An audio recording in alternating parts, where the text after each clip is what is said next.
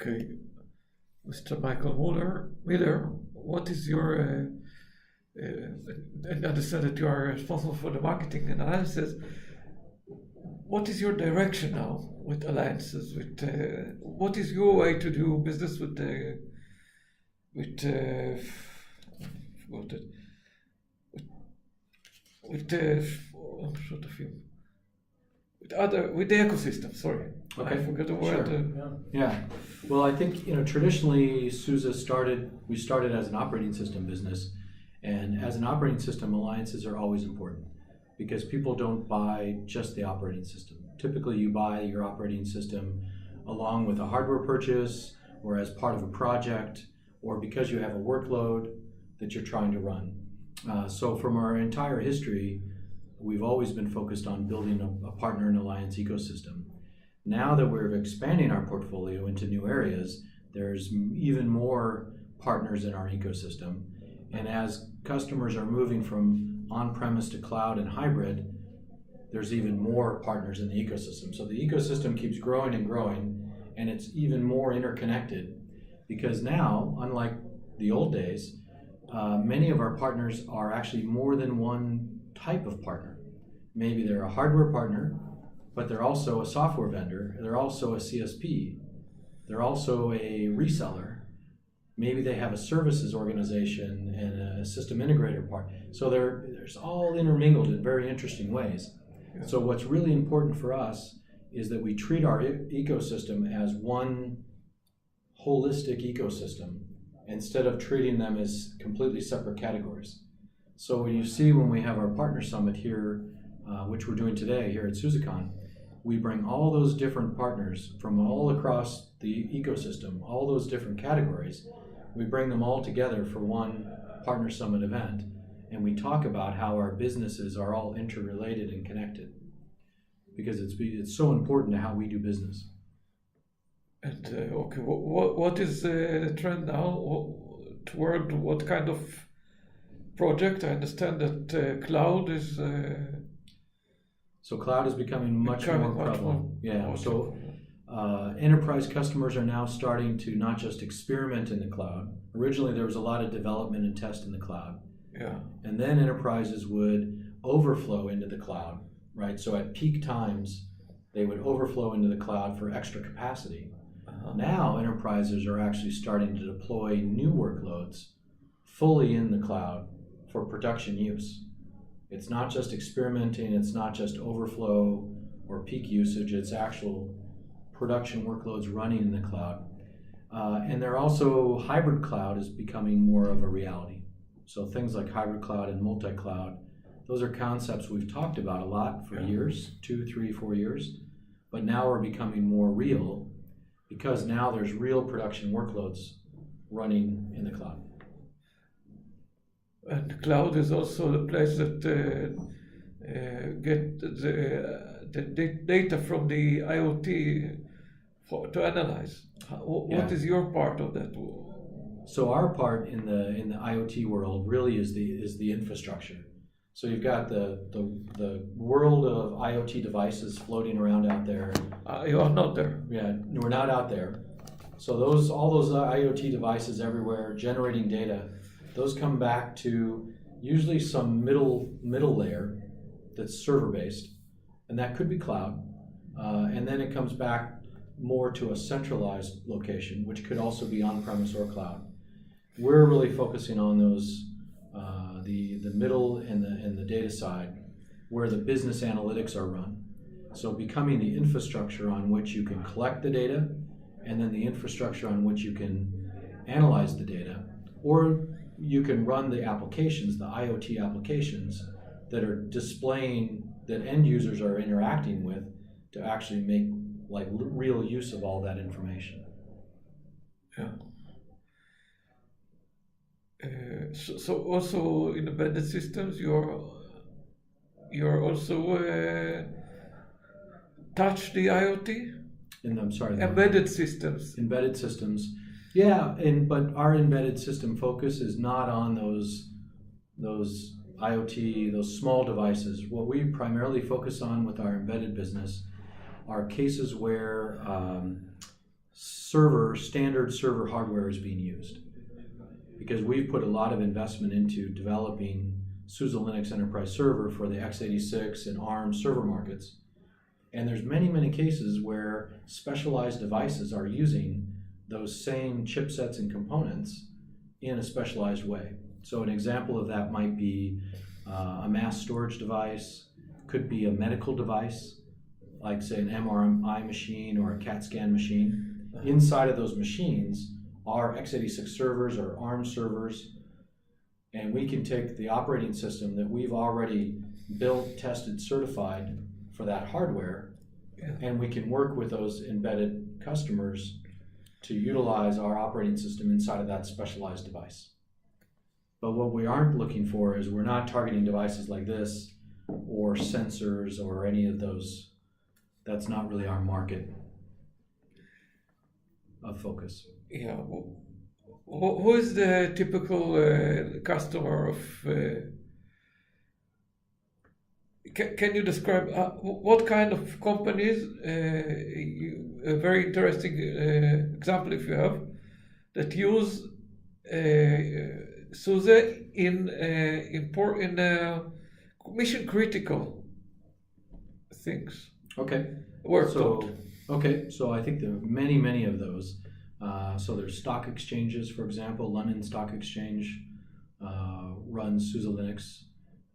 SAP, who's our partner, internally inside SAP, they use SUSE as their production operating system. So inside of SAP, where they're running an enormous HANA deployment, they're running their own, they run SAP internally as well. Of course. All of that runs on SUSE Linux in a mission critical environment. We have, trying to think of some of our other references across different segments. We've got some great mission critical type references. We have air traffic control examples where they're running the air traffic control software systems on SUSE technology. Many examples like that. So how you persuade other companies that that still stick to, for example, IBM Unix or other heavy-duty operating systems?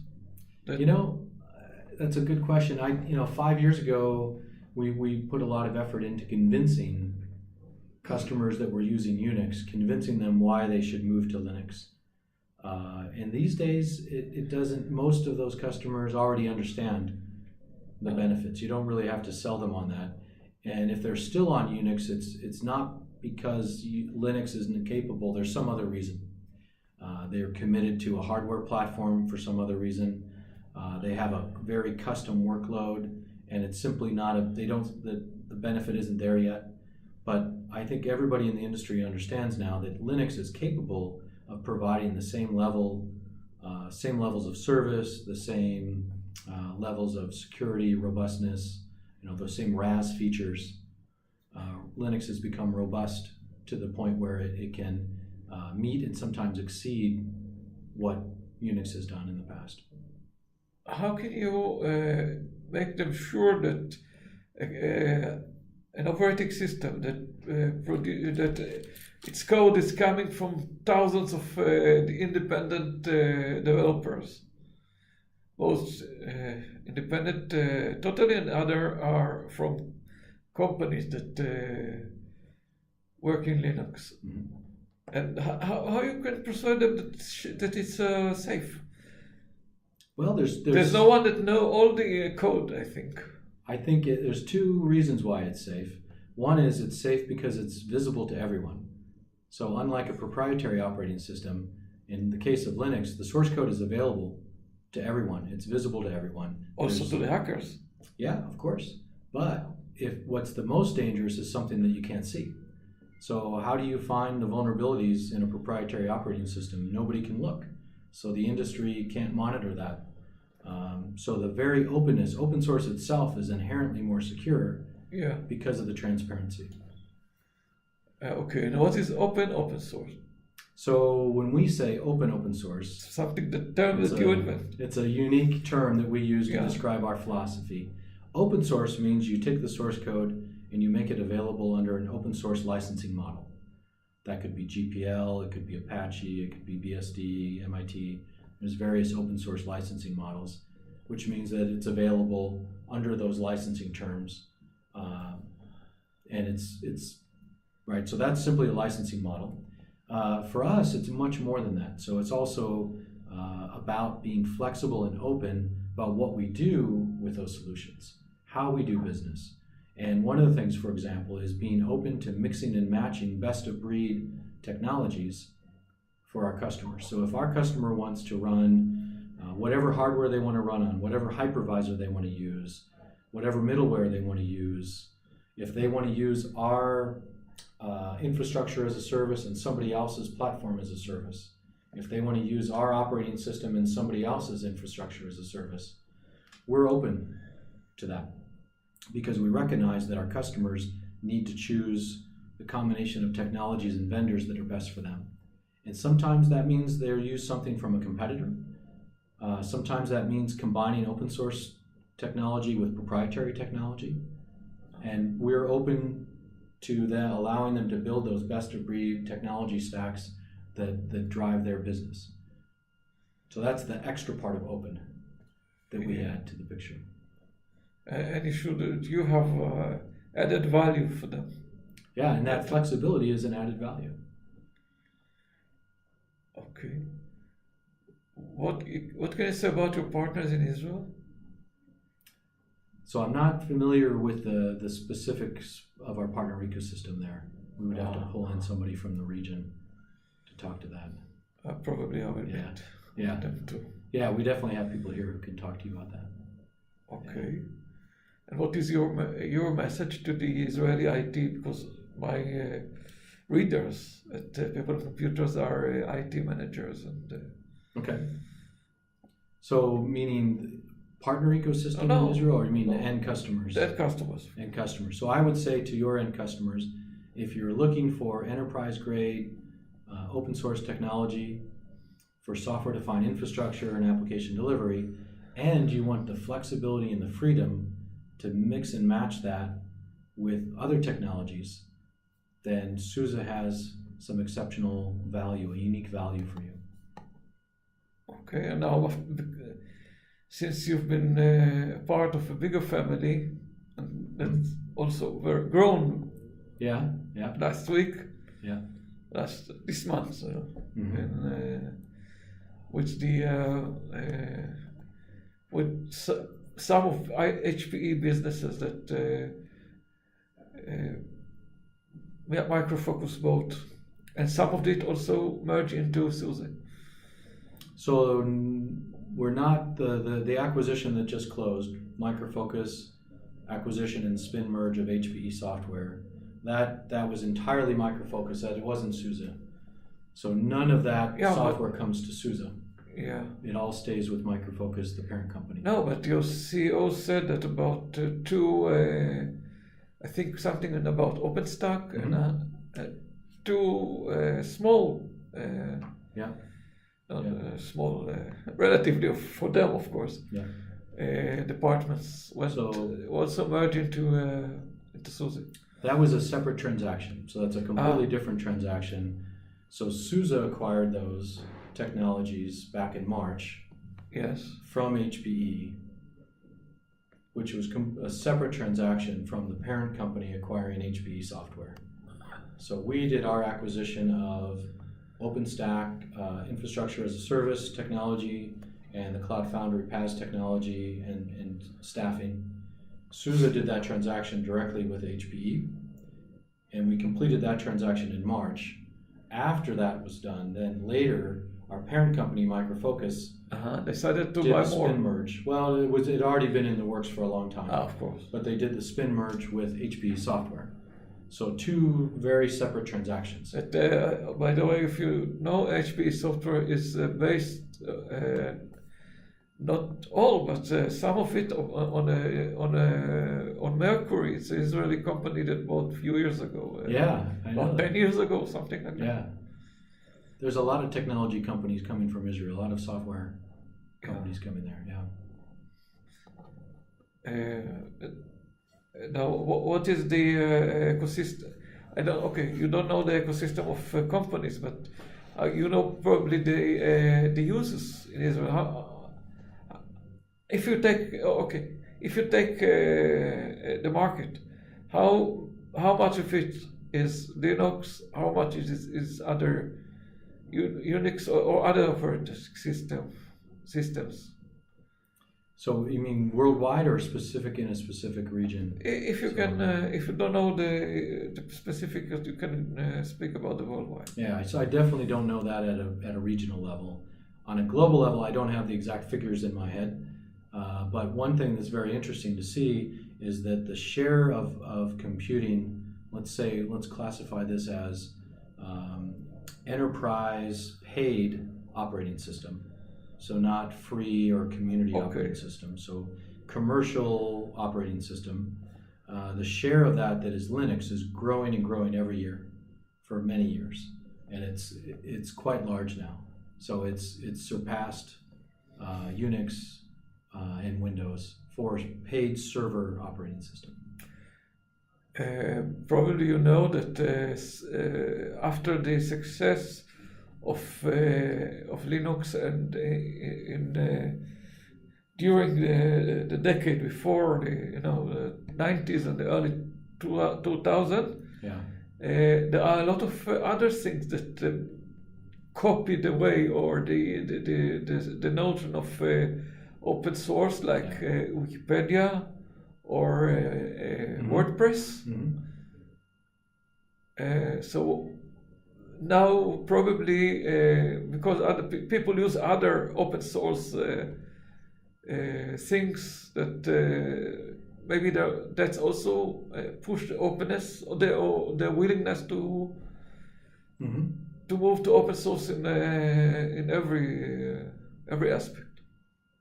Yeah, I think that it's not just about the operating system software. Actually, the theory or the concept of open source, yes. You see that in all kinds of different things, right? In over the last 10 years especially.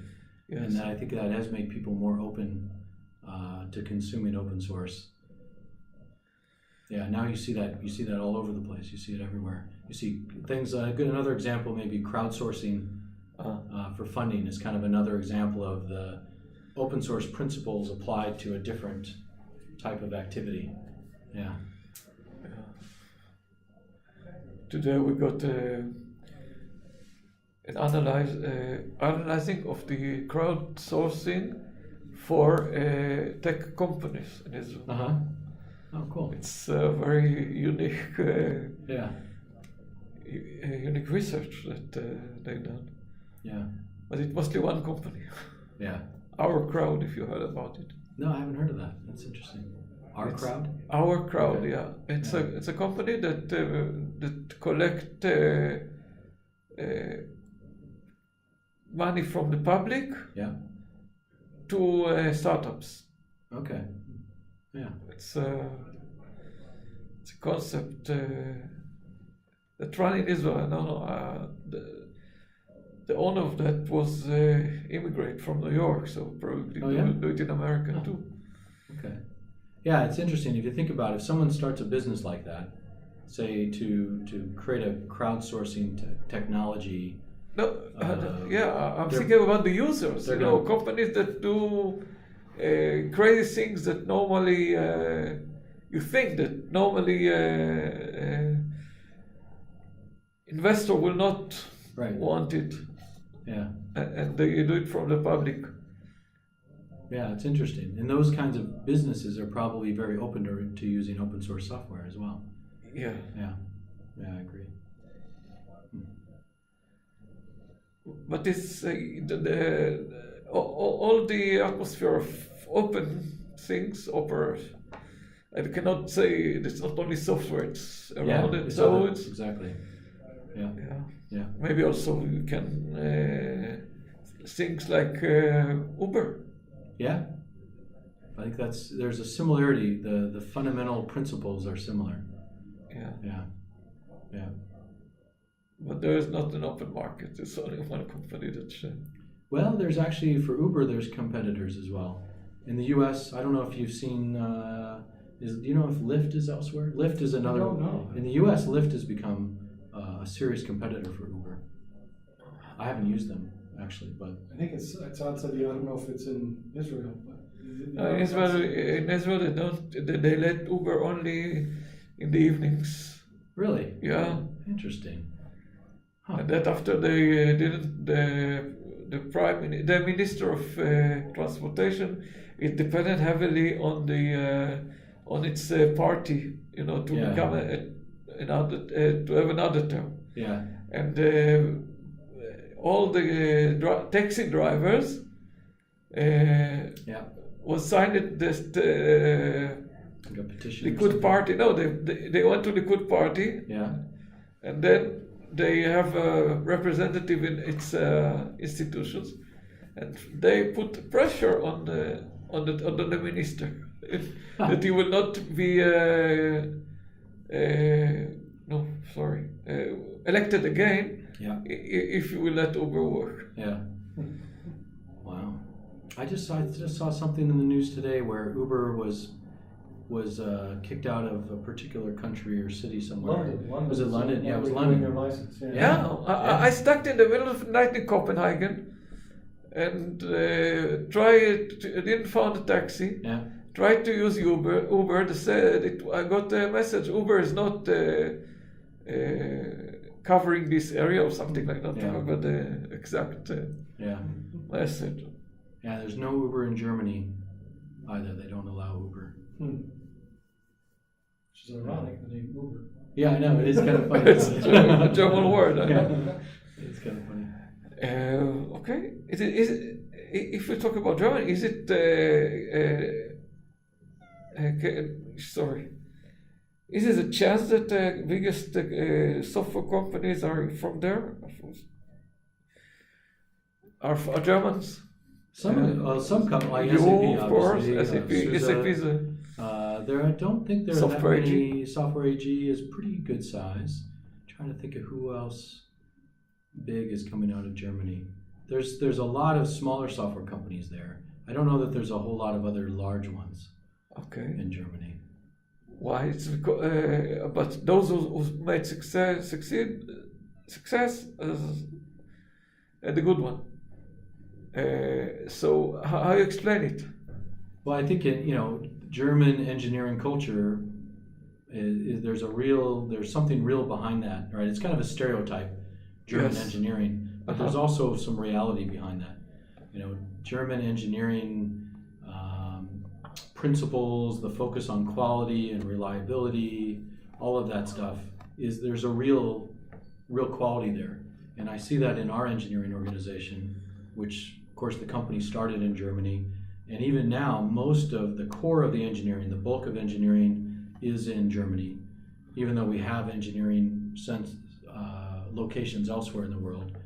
And we also have a lot of people coming from other countries who hire onto SUSE, who come to work for SUSE, who come to Nuremberg in Germany. And so they move, from Spain, UK, Eastern Europe, all over the world, Italy, wherever, and they move to Nuremberg and work for SUSE. And so they also then become part of that German engineering culture and learn that. And I think that's part of our success, is that focus on quality. We're also very, very good at being efficient and automating. So if you think, we're a much smaller company than other operating system companies, but we still produce the same thing, an operating system that's competitive and in many cases we think differentiated, but with a much smaller group of people. So to do that, we have to be very efficient. We have to be very good at automating so that we're not doing all these manual things. And all of that effort, it goes into efficiency and automation, actually has been very good for us, because now we can use that automation and we usually make that available. Use that same automation we use internally, we make it available to all of the open source communities, like our build system, for example, and we make that available to everyone. And now as we build other products, other technologies, we have all of that automation infrastructure that we've created that helps us enter these new market areas more efficiently. Okay. It's been very useful. But also there are a lot of startups there? Or I cannot compare with Israel? Startups in in software Oh yeah, there's always lots of startups. Yeah. in But Germany? what's in Germany? There's a few. There's not that many. Yeah, there's not that many. That's like compared to Israel. In Israel, I think many Every- more in Israel. yeah, Yeah. even in total numbers, I think. Yeah, you have a lot of software companies in Israel, I think. Yeah. Yeah. So, what should you do better for that? You maybe change the or add the universities. So for us, even though we're headquartered in Germany, we have Germany as our historical home. We really think of ourselves as a global company. So to us, we have people all over the world. We have engineers in the U.S., in Germany, in China. So we'll always treat Nuremberg as our headquarters and where everything started. But we hire engineers from all countries, and as we grow and expand, we'll create development centers all over the world. Okay. Anything that I didn't ask? I think it's No, I think that was pretty good. We covered a lot of ground. yeah. How's your battery holding up? No, the for 20. It was on the. Sorry.